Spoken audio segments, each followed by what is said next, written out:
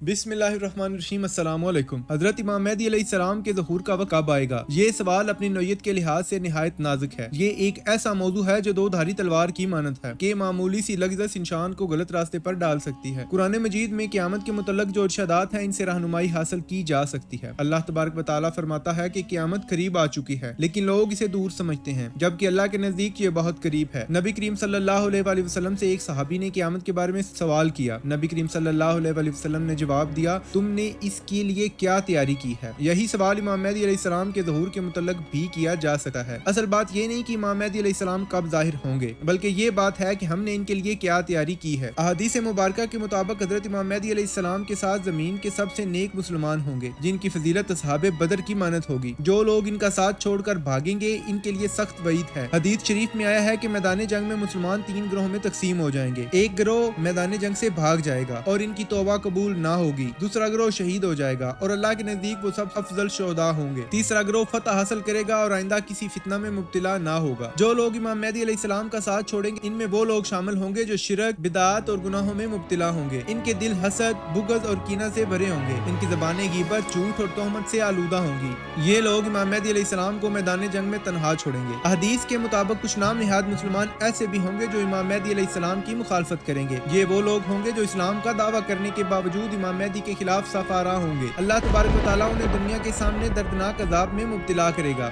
वो जमीन में जिंदा दफन किए जाएंगे। इनका लीडर अब्दुल्ला सुफियानी होगा। अब्दुल्ला सुफियानी एक ऐसा किरदार होगा जो यहूदियों की तैयार करदा एक मुसलमान की आदत के तौर पर उभरेगा। इब्तिदा में वो मगरब के खिलाफ लड़ाइयों में मुसलमानों का हीरो बनेगा, लेकिन बाद में अपनी असल हकीकत जाहिर करेगा। वो इमाम मेहदी अलैहिस्सलाम के खिलाफ जंग करेगा और फिक्रे इर्तिदा इस्लामी तालीमात में बिगाड़ को फरोग देगा, जैसे कि शराब और जिना को हलाल करार देना। इमाम मेहदी अलैहिस्सलाम का जमाना एक बहुत बड़े फितने का दौर होगा। मुनाफिक मुसलमान जो बज़ाहिर इस्लाम का दावा करेंगे, लेकिन अमली तौर पर कुफर और फस्क व फजूर में मुब्तला होंगे, इमाम मेहदी अलैहिस्सलाम के खिलाफ खड़े होंगे। ये वो लोग होंगे जिन्होंने दुनिया की मोहब्बत में अपने ईमान को बर्बाद कर लिया होगा। अब्दुल्ला सुफियानी का अंजाम भी हदीस में बयान हुआ है कि हज़रत मेहदी अलैहिस्सलाम इसे एक चट्टान पर बकरी की तरह ज़बह करेंगे। इमाम मेहदी अलैहिस्सलाम के मुखालफिन का यही अंजाम होगा। अहम बात यह है कि इमाम मेहदी अलैहिस्सलाम की ज़हूर की फिक्र करने की बजाय हम अपनी तैयारी करें। कहीं ऐसा न हो कि इनके जाहिर होने पर हम इनका साथ देने की बजाय मुखालफिन के साथ खड़े हों या इनका साथ छोड़कर भाग जाएं। हमें अपने ईमान को मजबूत करना चाहिए, शरीयत के मुताबिक जिंदगी गुजारनी चाहिए और गुनाहों से तौबा करनी चाहिए। अल्लाह ताला हम सबको इमाम मेहदी अलैहिस्सलाम का साथ देने की तौफीक अता फरमाए और इनमें फितनों से महफूज रखे।